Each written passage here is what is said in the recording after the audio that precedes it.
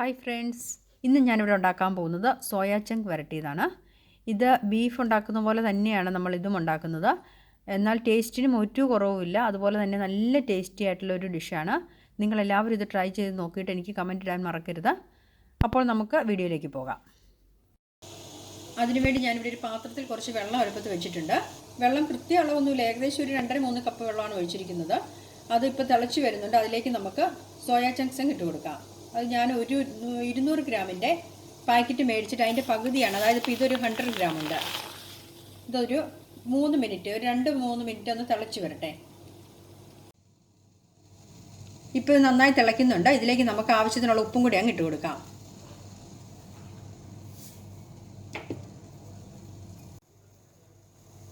ഇപ്പോൾ ഇതൊരു 3 മിനിറ്റ് കഴിഞ്ഞിട്ടുണ്ട്. ഇനി നമുക്കിതിൻ്റെ ഫ്ലെയിം അങ്ങ് ഓഫ് ചെയ്യാം. എന്നിട്ട് ചൂടുവെള്ളത്തിൽ ഒരു 10 മിനിറ്റ് ഇരിക്കട്ടെ. അതിനുശേഷം നമുക്ക് ആറിയതിന് ശേഷം നമുക്ക് നന്നായിട്ട് അങ്ങ് പിഴിഞ്ഞെടുക്കാം. ഇപ്പോൾ ഞാനൊരു പാത്രം അടുപ്പത്ത് വെച്ചിട്ടുണ്ട്. ഇത് ചൂടാകുമ്പോൾ നമുക്കിതിലേക്ക് അങ്ങ് എണ്ണ ഒഴിച്ചു കൊടുക്കാം. ഇനി എണ്ണ നന്നായി ചൂടായി വരുമ്പോൾ നമുക്ക് കുറച്ച് തേങ്ങാക്കൊത്ത് അങ്ങ് ഇട്ട് കൊടുക്കാം. തേങ്ങാക്കൊത്തിനൊന്നും അങ്ങനെ കൃത്യ അളവില്ല, നിങ്ങളൊരു ഏകദേശം അങ്ങ് ഇടുക. ഇപ്പോൾ നമ്മുടെ എണ്ണയൊക്കെ ചൂടായി വന്നിട്ടുണ്ട്. ഇനി നമുക്കിതിലേക്ക് തേങ്ങാക്കൊത്ത് അങ്ങ് ഇട്ട് കൊടുക്കാം. ഒന്ന് മൂത്ത് വരട്ടെ തേങ്ങാക്കൊത്ത്.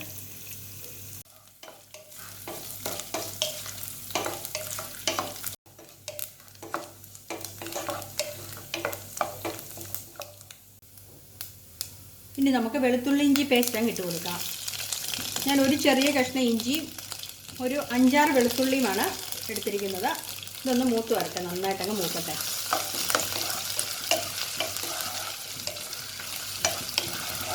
ഇനി നമുക്ക് പച്ചമുളകും കറിവേപ്പിലയും കൂടെ അങ്ങിട്ട് കൊടുക്കാം. പച്ചമുളക് ഒരു 3 പച്ചമുളക് നടുവേ കീറിയതാണ് ഞാൻ എടുത്തിരിക്കുന്നത്. അതൊക്കെ നിങ്ങൾ എരിവിനനുസരിച്ച് ഇടുക. നമ്മളിനി മുളക് പൊടിയും കൂടെ ചേർക്കുന്നുണ്ട്, അതുകൊണ്ട് ഞാൻ അധികം പച്ചമുളക് ചേർത്തിട്ടില്ല.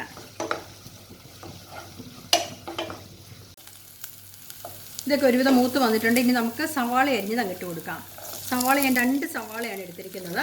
ഇതും കൂടി അങ്ങിട്ട് കൊടുക്കുകയാണ്.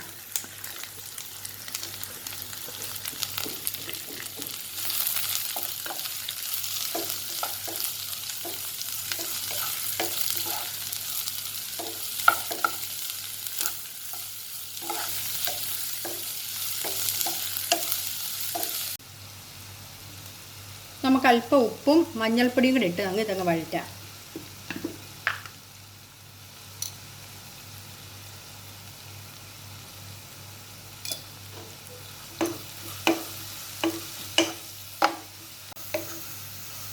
ഒരു 1/4 ടീസ്പൂൺ മഞ്ഞൾപ്പൊടി ഞാൻ ഇട്ടിട്ടുള്ളൂ, കാരണം ഈ സവാള ഒന്ന് വേഗം വഴന്ന് വരാൻ വേണ്ടിയിട്ട് ഇട്ടതാണ്. ഇപ്പോൾ നമ്മുടെ സവാളയൊക്കെ നന്നായി മൂത്ത് വന്നിട്ടുണ്ട്. ഒരുവിധം ബ്രൗൺ കളറായിട്ടുണ്ട്. ഇനി നമുക്ക് എടുത്ത് വെച്ചിരിക്കുന്ന പൊടികൾ അങ്ങ് ഇട്ട് കൊടുക്കാം. ഞാനൊരു 1.5 ടീസ്പൂൺ മുളക് പൊടിയാണ് ഇടുന്നത്. മുളക് പൊടിയൊക്കെ നിങ്ങളുടെ എരിവിനനുസരിച്ച് നിങ്ങൾ ഇടുക. പിന്നെ 1 ടീസ്പൂൺ മല്ലിപ്പൊടി ഇട്ട് കൊടുക്കുകയാണ്. ഇനി നമുക്കൊരു 3/4 ടീസ്പൂൺ കുരുമുളക് പൊടി അങ്ങ് ഇട്ട് കൊടുക്കാം. അതുപോലെ തന്നെ പെരിഞ്ജീരകം തന്നെ ഞാൻ പൊടിച്ച് വെച്ചിരിക്കുന്നതാണ്. അതൊരു 1/2 ടീസ്പൂൺ ഇടുകയാണ്. ഇനി നമുക്ക് ഗരം മസാല ഒരു 3/4 ടീസ്പൂൺ അങ്ങിട്ട് കൊടുക്കാം. ഞാനിവിടെ വീട്ടിൽ പൊടിച്ചതാണ്. ഇനി നമുക്ക് നന്നായിട്ടങ്ങ് വഴറ്റിയെടുക്കാം. ആ മുളക് പൊടിയുടെ എല്ലാ പൊടികളുടെയും പച്ചമണമൊക്കെ ഒന്ന് മാറട്ടെ. ലോ ഫ്ലെയിമിലിട്ടാണ് ഞാൻ ഇളക്കുന്നത്. ഒരിക്കലും ഫ്ലെയിം കൂട്ടി വെക്കരുത്, പൊടികളൊക്കെ കരിഞ്ഞു പോകും.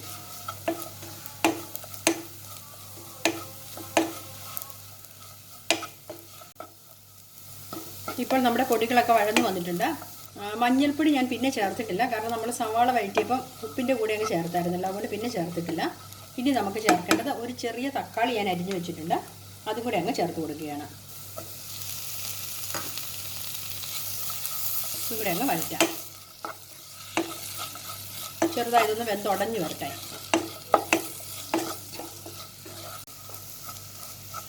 ഇനി നമുക്കിതിലേക്ക് ഒരു അല്പം വെള്ളം ഒഴിച്ചു കൊടുക്കാം.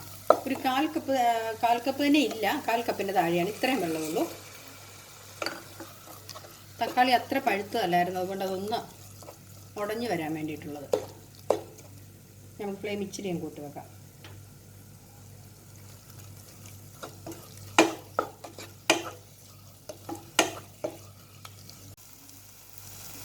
ഇനി നമുക്കിതിലേക്ക് വേവിച്ച് വെച്ചിരിക്കുന്ന സോയ അങ്ങ് ഇട്ട് കൊടുക്കാം. വേവിച്ചതിന് ശേഷം അത് നന്നായിട്ട് പിഴിഞ്ഞെടുത്തതാണ്. കാരണം ഇതിനകത്ത് നല്ലപോലെ വെള്ളമുണ്ട്. നന്നായിട്ട് നിങ്ങൾ പിഴിഞ്ഞെടുക്കണം. അതുപോലെ തന്നെ ഇത് നടുവേ ഒന്ന് കീറിയതാണ്. തണുത്തതിന് ശേഷം ഞാൻ നടുവേ ഒന്ന് കീറിയതാണിത്. ഇത് നമുക്കിതെല്ലാം കൂടെ നന്നായിട്ട് മിക്സ് ചെയ്യാം.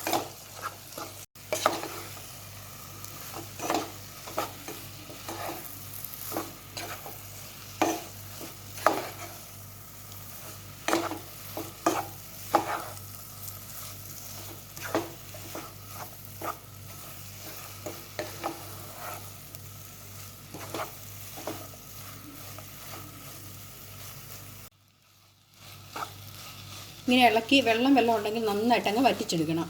അപ്പോൾ നമുക്ക് ഒട്ടും വെള്ളം വന്നിട്ടില്ല, കാരണം ഞാൻ അല്പം വെള്ളമേ ഒഴിച്ചുള്ളായിരുന്നു. ഇതൊന്ന് ഡ്രൈ ആയി വരട്ടെ.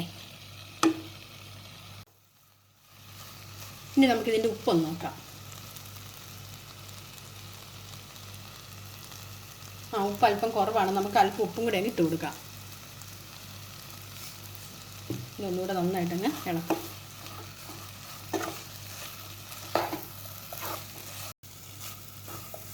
ഇനി നിങ്ങൾക്ക് അല്പം ഗ്രേവിയും കൂടെ വേണമെന്നുണ്ടെങ്കിൽ വെള്ളം ചേർക്കരുത്, അല്പം തേങ്ങാപ്പാലും കൂടി അങ്ങ് ചേർത്താൽ മതി.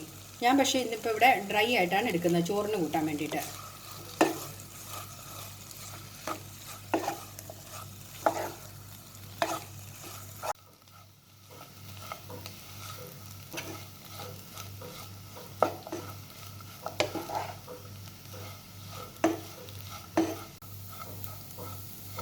ഇപ്പോൾ ഒരു 15-20 മിനിറ്റ് ഞാൻ ലോ ഫ്ലെയിമിലിട്ട് നല്ലപോലെ ഇളക്കി ഡ്രൈ ആക്കി എടുത്തിട്ടുണ്ട്. കണ്ടോ, നിങ്ങൾക്ക് കാണാൻ പറ്റുമല്ലോ.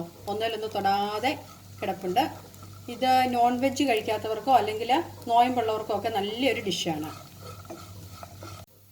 ഇനി നമുക്കിതിൻ്റെ മുകളിലേക്ക് അല്പം കറിവേപ്പിലയും കൂടെ ഒന്ന് വിതറിയിട്ടങ്ങ് എടുക്കാം. 2 പച്ചമുളകും കൂടെ കീറിയിട്ടാൽ നല്ലതാണ്. പക്ഷേ നമ്മുടെ പച്ചമുളകിന് നല്ല എരിവുള്ളതാണ്, അതുകൊണ്ട് ഞാനത് കീറിയിടുന്നില്ല. ഇനി നമുക്ക് ഫ്ലെയിം അങ്ങ് ഓഫ് ചെയ്യാം.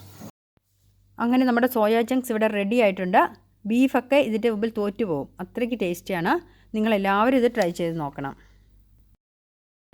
അപ്പോൾ നിങ്ങൾക്ക് എല്ലാവർക്കും ഈ വീഡിയോ ഇഷ്ടമായി ഞാൻ കരുതുന്നു. ഇഷ്ടമായാൽ ലൈക്ക് ചെയ്യാനും കമൻറ്റ് ചെയ്യാനും മറക്കരുത്. അതുപോലെ തന്നെ നിങ്ങൾ എൻ്റെ ചാനൽ ഇതുവരെ സബ്സ്ക്രൈബ് ചെയ്തിട്ടില്ലെങ്കിൽ അതുകൂടി ഒന്ന് ചെയ്യുക.